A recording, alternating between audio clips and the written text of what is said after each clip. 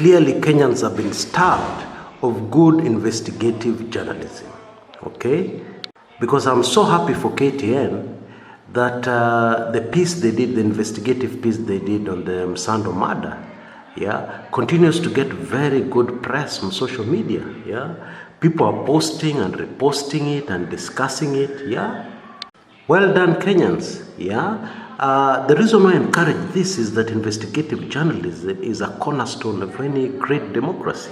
A vibrant press is key to any serious democracy, and a vibrant press involves serious investigative journalism, very regular, because you will never be able to catch these politicians with their hands in the cookie jar with the press releases. It will never happen. You will never be able to solve the Msando murder by relying on press releases from the IG, people like Joseph Boynet, or even the CID guy. Never ever, to be able to really get to the crux of things, investigative journalism is extremely important. My prayer is that the KTN piece will awaken the rest of the press. The KTN piece will inspire the rest of the press to go into investigative journalism, on a serious note.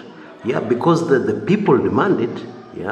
If you're selling a newspaper and you do a lot of investigative pieces, you will sell more newspapers.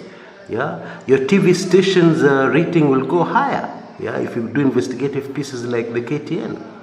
Now, of course, I'm aware that investigative journalism can be very expensive. I mean, in a lot of cases, when you unleash your journalists to do an investigative piece, you're actually giving them a blank check in terms of costs, what they're going to spend. And this discourages a lot of the people running media houses nowadays, who do not understand the media. The idea is to keep costs low, and one of the ways of keeping costs low is keeping the newsroom costs low, which in my view is a huge mistake. Because the newsroom is what generates income for you. What the content generated by your newsroom is what will make or break your media house. It's as simple as that. I will give you an example. When John Allan Namu and Muhammad Ali did an excellent piece on the death, or the assassination actually, of the late Professor George Saitoti and Orwa Jode, some of their costs involved flying all the way down to South Africa to visit the manufacturer of the helicopter that the former vice president crashed in. Very necessary trip, because they got a lot of material from that particular trip. Of course, some of it they were not allowed to carry. But that is a story for another day. But it was a trip which was worth it. Now, of course, that sends the costs of such a, just one particular investigative piece. That sends the costs up there. But in my view, it is always worth it. You will never go wrong with investigative pieces. Never. And clearly, from the way Kenyans are behaving on social media, we are starved for this kind of stuff. Very much starved. As consumers of what the media produces, we are just sick and tired of press releases and statements from this guy, that guy, from this organization, that organization. We need more investigative pieces, more analysis. Of course, I'm trying to do my bit here on the Kumekucha channel, yes. But it would be good if as many as possible of us would go into this, even the other channels on YouTube, because it is extremely important. You might take it lightly, but this is an extremely important contribution to democracy in Kenya and to our beloved Kenya.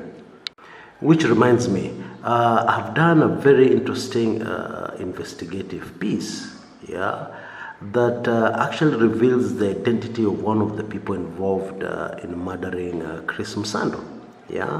Now, of course, this is highly sensitive, but it's available to Club 1999 members. And, I really recommend it, and it's very easy for you to take it in. All you need to do is become a member of Club 1999, which is extremely easy. Yeah, all you have to do is use that email address that you see on your screens right now. You'll get an automated response giving you details of exactly what you need to do to become a member of Club 1999. Yeah. Anyway, my hope is that other media houses, other YouTube channels that cover Kenyan politics and Kenya as a whole, yeah, radio stations, newspapers, etc., will take note, yeah, of the KTN piece and the impact and the reaction from the public it has received. Yeah. Until next time, this is Kshs Kumekucha.